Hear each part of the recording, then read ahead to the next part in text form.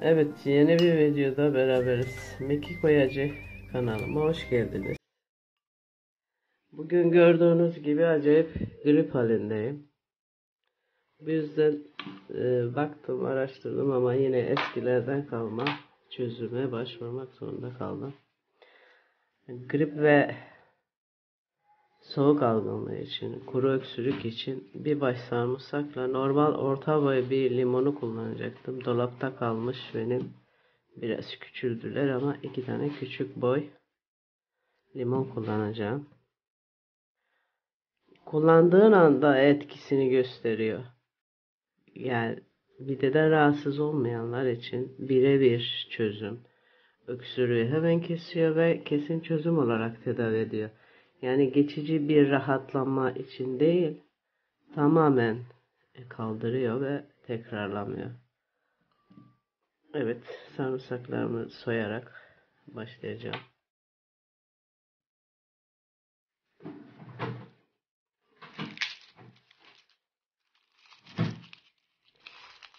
Evet, sarımsaklarım yerinden bizzat gelmiş güzel sarımsaklar.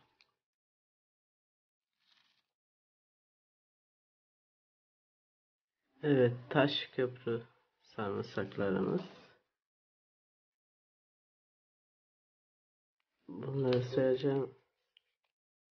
Videoyu uzatmamak için durdurayım ben bunu. Evet, sarımsaklarımı soydum. Sarımsak rendesi var ancak ben bunu kullanmayacağım. E, Daha farklı plastikten yapılmış ama sağlam. Bunu kullanacağım.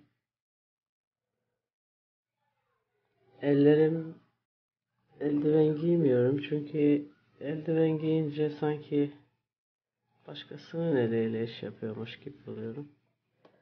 Mutfakta bol bol elimizi yıkadığımız için bir sorun görmüyorum. Elbette başkasına yapacak olsak bir şekilde eldivenimizi de takacaktık. Şurayı sıkıyoruz. Bu aparatta çok güzel, kullanışlı.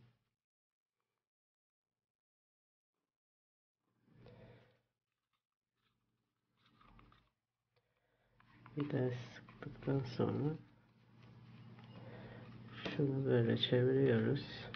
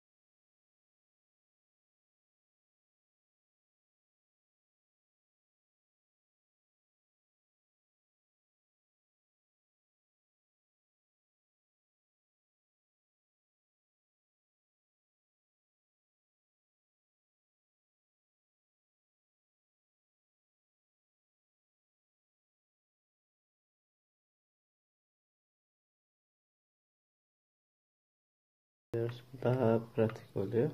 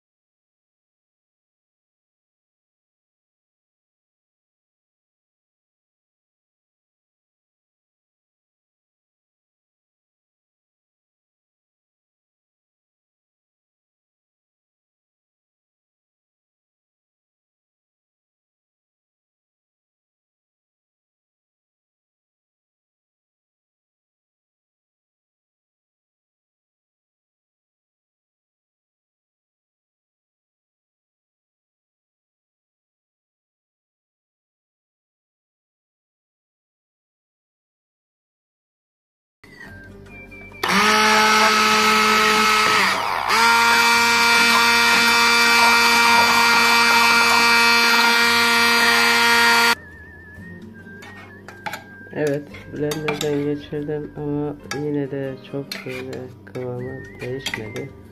Bunu biraz yırtmak zor. Bunun yeme şeyi bu şekilde. Bir kaşık bir saat arayla bir gün içinde bu bitirilmeli. Dediğim gibi tansiyon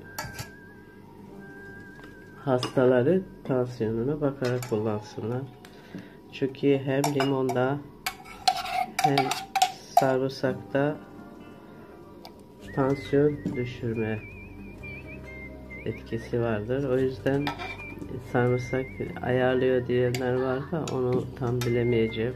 Sebep olmak istemem. Bu şekilde bunu ben midem ağrımaması için kaynatacağım. Midede bir şikayeti olmayanlar için